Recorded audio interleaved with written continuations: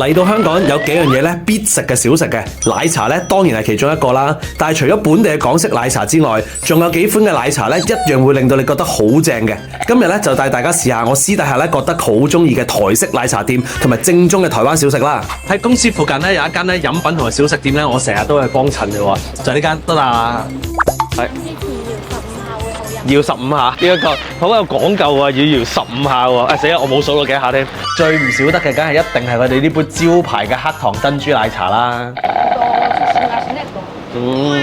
我覺得佢飲親一個黑糖珍珠奶茶咧，都覺得好正。一個黑糖咧，嗰個甜味咧係好香嘅。佢呢個味咧都係好濃郁嘅鮮奶味嘅。佢係有個奶蓋喺上面啊嘛。咁你食完之後咧，就仲有一陣淡淡嘅黑糖味喎，成個味道咧就更加出色啊！個層次感咧都好豐富添喎。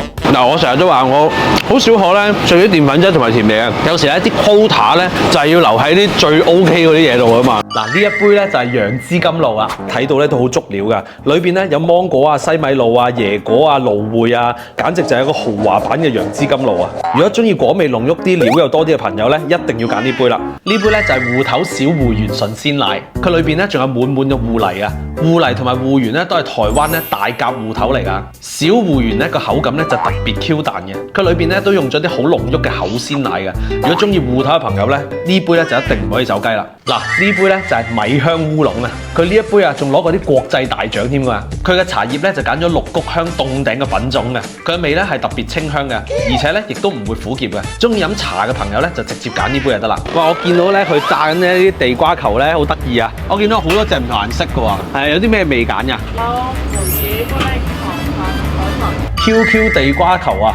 呢啲地瓜球咧，平常咧去台灣咧係必食嘅小食嚟嘅，而家香港都有得食啊！黃金地瓜咧，佢就比較清甜嘅，外皮咧就炸到金黃鬆脆咁樣，一咬去入邊咧就軟軟彈彈咁樣嘅，好有咬口嘅。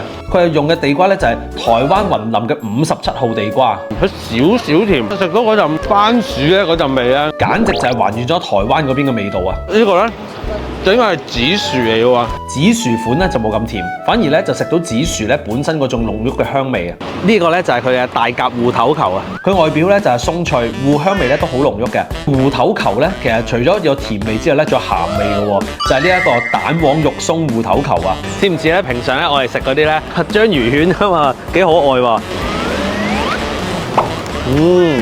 入邊咧滿滿都係肉鬆同埋呢個鹹蛋黃，真材實料啊！甜鹹味咧配搭得啱啱好啊！店員咧就話呢一個咧係佢哋祖傳3代嘅製作秘方嚟㗎，所以咧淨係佢呢度先食到呢個味道㗎。下次嚟香港，你又會唔會嚟試下呢？下一集更精彩。